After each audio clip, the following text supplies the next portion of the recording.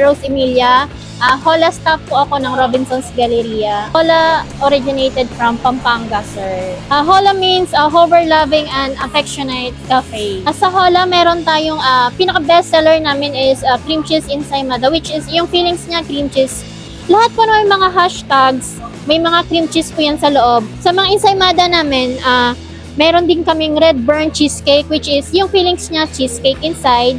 Then, meron kaming assorted, which is bestseller din namin, kaso wala siyang cream cheese.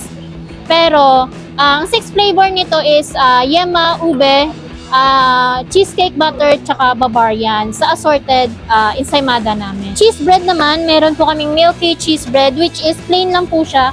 Wala siyang fillings. Nagkakahalaga siya ng 230, 20 pieces in a box. Same with the yema cheese bread, 20 pieces in a box, worth 265 pesos. Meron din tayong cream cheese bread, 20 pieces in a box also, which is 310 pesos po. Then meron din tayong mga cheese rolls, cheese floss rolls. Meron po tayong fillings niya is cheese sa loob.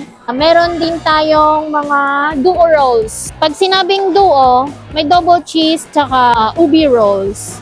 Then sa Spanish bread naman, meron tayong dalawang klase ng Spanish bread. Regular tsaka ubi cheese Spanish bread. Itong bestseller namin pagdating sa Spanish bread, pinaka-bestseller sa Spanish bread is yung regular. 20 pieces in a box, which is 240. Also with the ubi cheese Spanish bread, 15 pieces in a box, worth 260 pesos. Sa ngayon po, we have 26 branches sa ngayon po. Very confident kami na puro masasarap yung mga product ni Hola. Sa mga followers ni Kuya Frank, paki-follow na rin po also yung Hola Robinson's Galleria, which is andito lang po kami sa may EDSA Shrine. Hola Robinson's Galleria, EDSA Ortigas Avenue. Nasa harap lang po kami ng supermarket ni Robinson's Galleria.